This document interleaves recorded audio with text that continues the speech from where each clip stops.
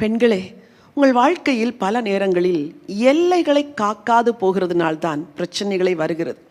You have to know your limits. இவ்வளோதான் என் எல்லை, இதை தாண்டி நான் போகக்கூடாது.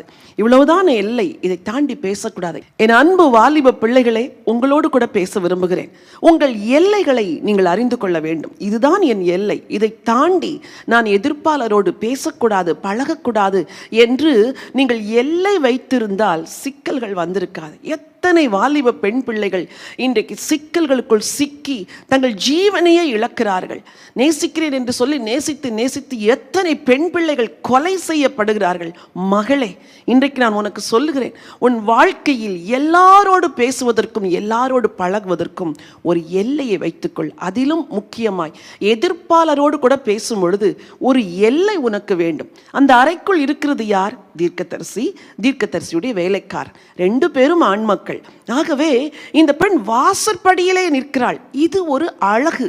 உன் வாழ்க்கையில் இன்றைக்கு இந்த அழகு வேண்டும். திருமணமான பெண்களே, உங்களுக்கும் சொல்லுகிறேன், எனக்கு திருமணமாகி விட்டது என்று சொல்லி நீங்கள் எல்லாரோடும் சகஜமாய் பழக முடியாது. இந்த பெண்ணிடத்திலிருந்து நீங்கள் கற்றுக்கொள்ள வேண்டிய காரியம் என்ன தெரியுமா? உங்கள் எல்லைகளை காத்துக்கொள்ளுங்கள்.